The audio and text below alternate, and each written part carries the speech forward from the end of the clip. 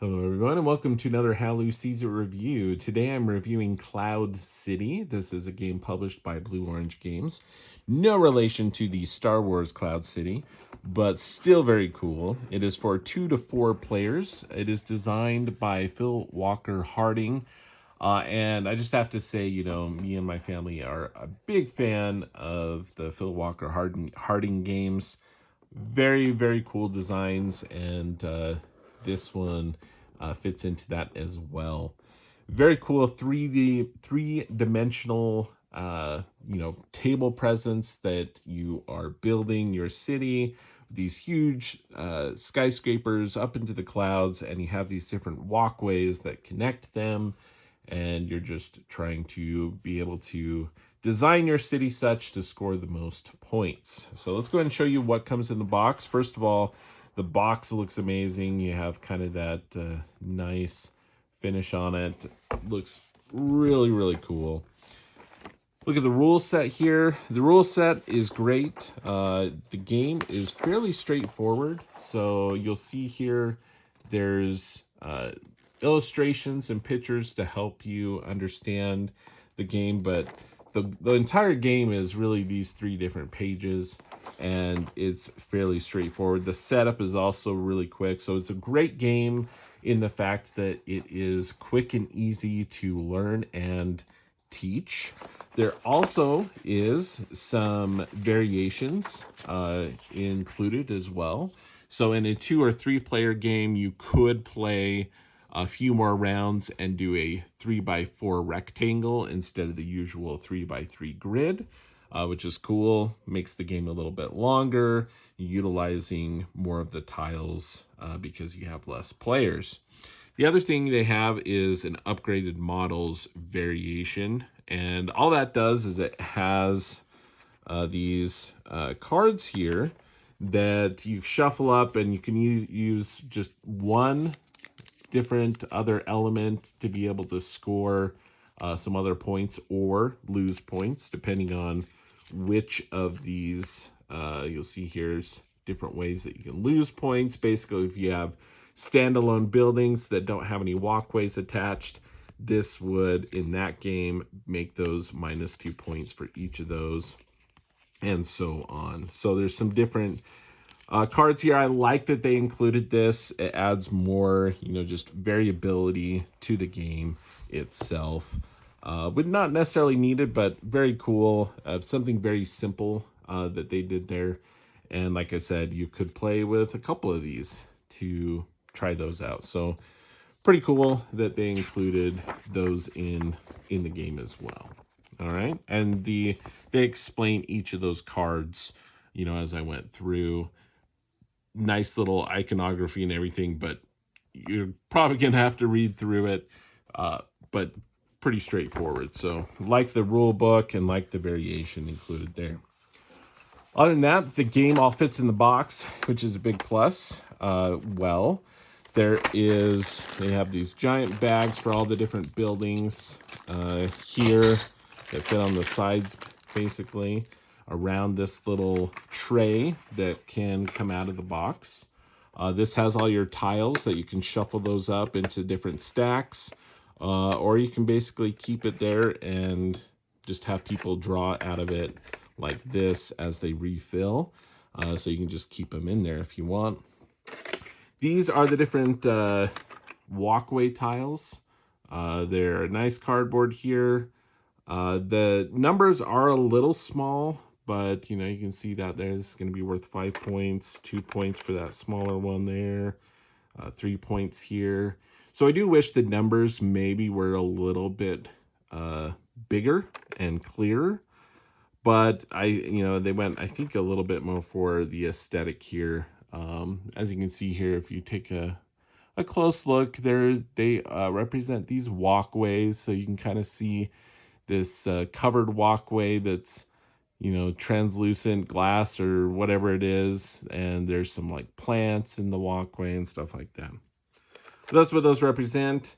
I think the storage is great, but they can kind of shift around, and it's not like you can play the game with them in here, because you have to be able to readily grab, and you kind of want to see how many of this size tiles are remaining. So you actually probably would just dump all these out and sort them on the table.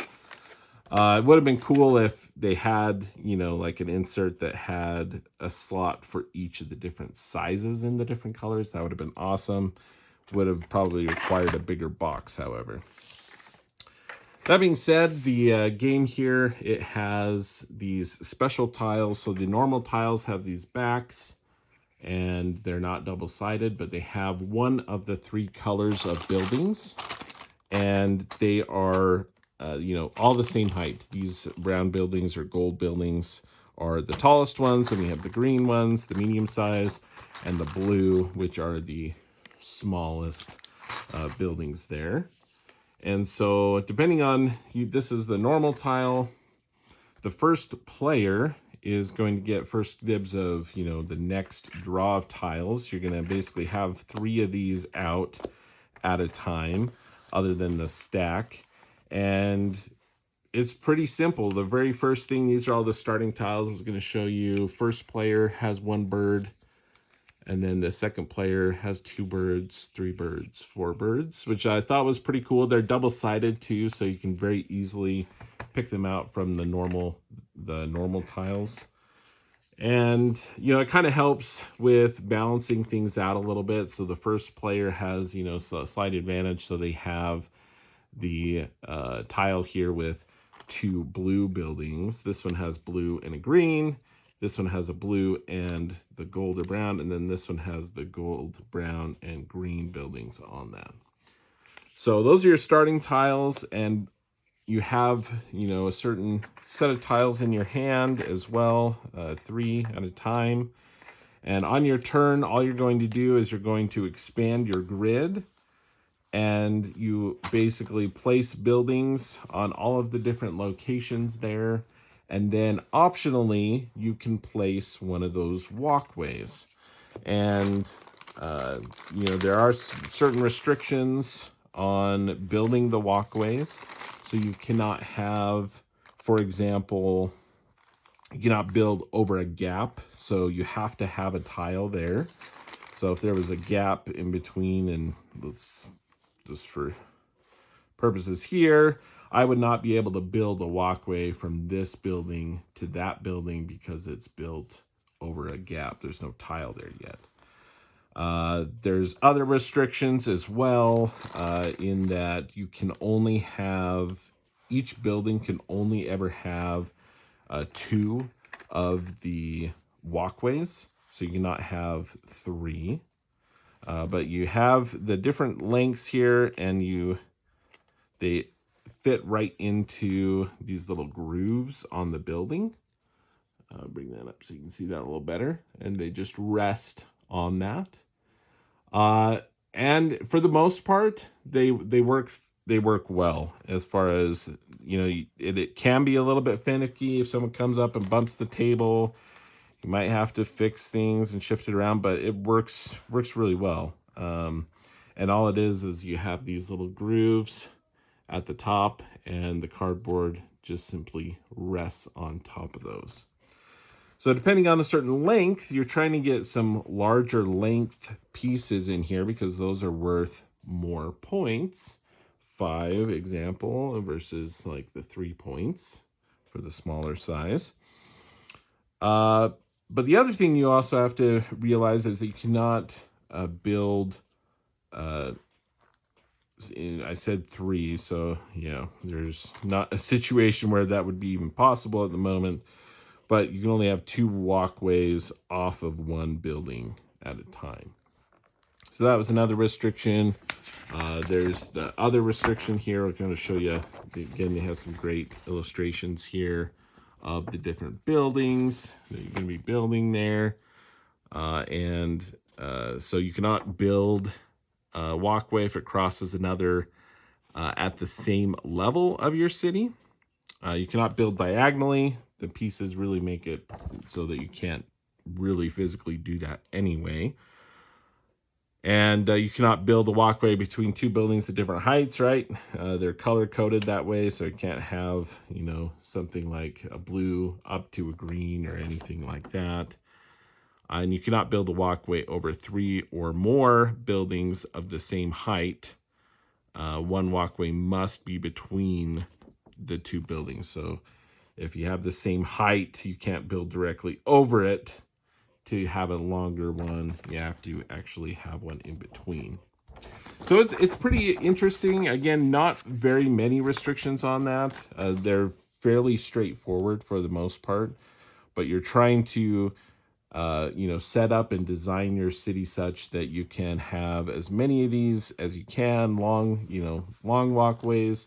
Again, there's only a certain amount, so you kind of have to pay attention to what people are doing because those can run out. But as the game goes along, right, you have this really cool city that gets established and set up with the different buildings on here. And you have, again, they're at different heights so that you have just a really cool looking city when you're done.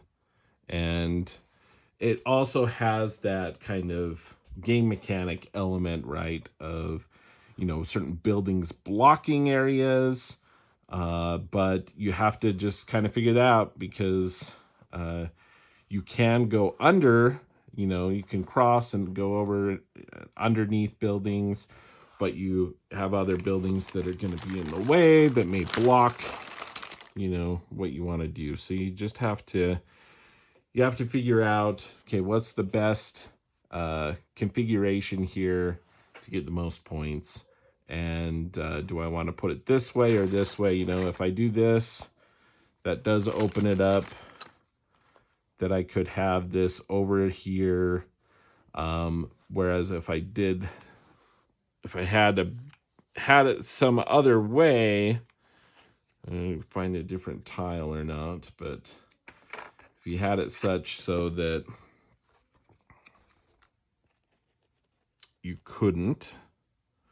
So here's an example. We have like a blue one here. Here's a blue building. Here's another blue building. But if I play this tile this way, I'm going to have this green one in the way. So I'm not going to be able to build those blue ones, right? I've kind of blocked myself there. I could build off this other direction if I extend out that way with those blue ones. There are some short one-piece ones that for these ones that are like right next to each other. That's also a size. They're cute little walkways worth 1 point. And they would just fit right there. But yes, as you can see, really, really cool table presence here, but the game is cool as well. I really like this one. It's very reminiscent of another game that I reviewed a while back, Blockness, where you are putting, these Loch Ness Monster pieces out. But this has kind of that added element of trying to score certain points, and you're only dealing with yourself. So in Blockness, as similar feel, probably a little bit simpler for kids. This is kind of a step up from that, where you are just working on your own, which can be a beneficial thing too, where Blockness provides a lot of opportunities to block other players and could cause some frustration there. This one, players are really, there's a shared pool of tiles that they may, be fighting over, but it's almost just more of a timing issue with the number of pieces that are out there. Generally, there is, less of the larger walkways available. So that's something you have to consider as you play, is how, are other people going to take those pieces. But other than that, you are trying to really just optimize your own city. You're not, directly impacting your opponents.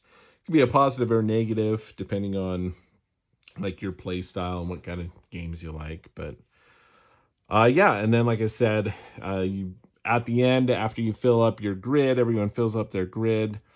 Usually in a 4-player game, that's going to be the 3x3. As I mentioned, you could do a 3x4 with 2 or 3 players. Then if you're playing with these, you would also either get bonus points for, the having the most uh, different routes, or maybe the longest route, or whatever it may be. Minus 2 points when you have one crossing over another walkway, and whoever has the most points is the winner. So that is Cloud City by Blue Orange Games. I really enjoyed that one. If that looks like one that you'd enjoy, go ahead and check it out. Thanks for watching this video. If you have any questions, please put them in the comments below, and I'd be happy to answer those for you. And thanks again for watching. Please consider liking and subscribing to the channel. And yeah, Cloud City, another great game from Phil Walker Harding and Blue Orange Games. Top-notch production, and lots of fun for the whole family. And that is how Lou sees it.